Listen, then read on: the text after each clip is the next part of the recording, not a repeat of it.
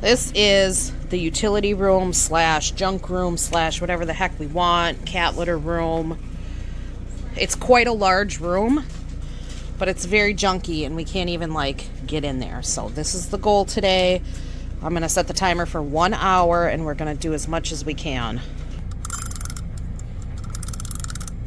This actually ended up being, I think, 2 or 3 rounds of cleaning. This space now I've done a second time and it's way more functional.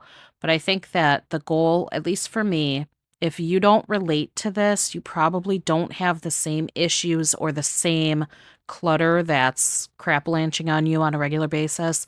So, just keep that in mind. Everybody's level is different, and mine was pretty bad. And so that's what I'm actively trying to work on. I'm coming from a place where, you know what, maybe I would be a mild hoarder. I'm not really sure. But we did a couple rounds in this space, and I think it was 2 because that's all I have footage of, and maybe I went down there and cleaned up a third time just on my own without the kids. This space definitely was a lot better after doing it this time. And since this video, I did it like the whole space another time and actually moved some stuff around, but that was quite a bit later. I think that was a couple months later. At this point, when I finished with this video, the project was abandoned. I needed to move on. I did what I could do. It got a little bit better. It functioned a little better, and I had to call that good enough.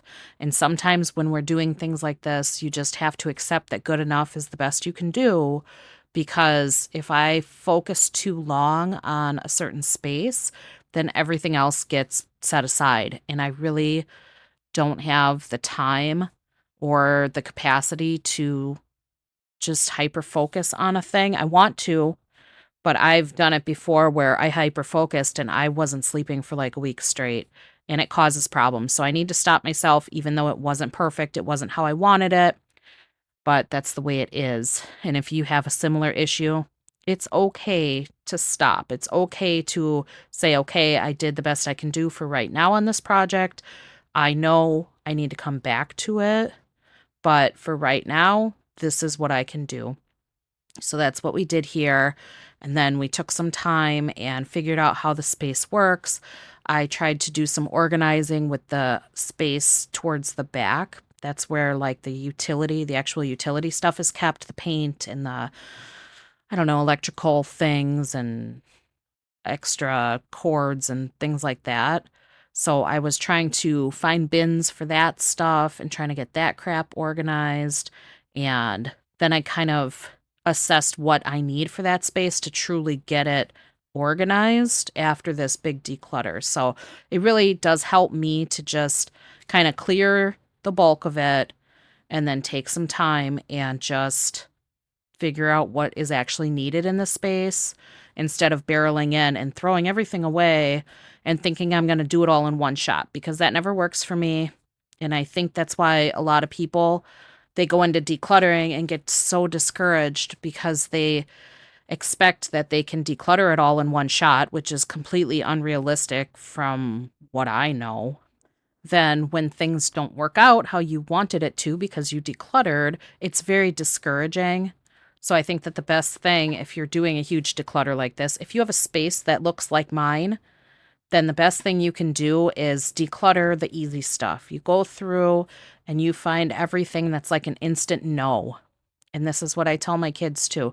When I'm going through things, old boxes, paperwork stuff, just general decluttering in general, I go through and I have 3 piles, and it's always a definite yes, an absolute no, and then I can't make a decision, maybe pile, things like that.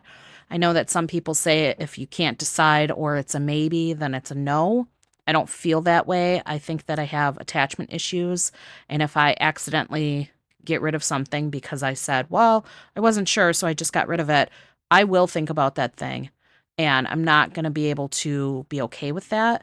So if I'm kind of like, I don't know what I should do with this, I set it into a maybe pile. and then I'll come back to it, whether it's in a week or a month or a year or whenever I get time to come back to it and my mental state is allowing me to deal with that thing. I will come back to it and I will make a decision then. And oftentimes the maybes are no's, but there have been some times where I'm like, I'm really glad I kept that and didn't just get rid of it, because I would have been sad if I didn't have that. So that's the best advice that I have for somebody who's struggling with this stuff. Keep your decisions quick. If you pick it up and you feel like get rid of it. If you pick it up and you're like, I have to keep that, keep it. If you pick it up and you can't decide in like 3 to 5 seconds, put it in a maybe pile. Because if you sit and put a lot of thought into that one piece, you're never going to get anything done. Do the quick stuff, and then you can always come back to that maybe pile. All right, I'm calling it done for today. I got to go up and make dinner. This box I still have to go through. That's trash. These 3 little boxes are donation, Goodwill, get rid of. I'll go through them and assess their condition a little better. That box is little things that I would like to fix and keep. And this one I need to sort still. That's just all garbage crap I need to pick up. And then that's paperwork box. So, not doing too bad. It's going to take another round on this section, and then I should be done with this part.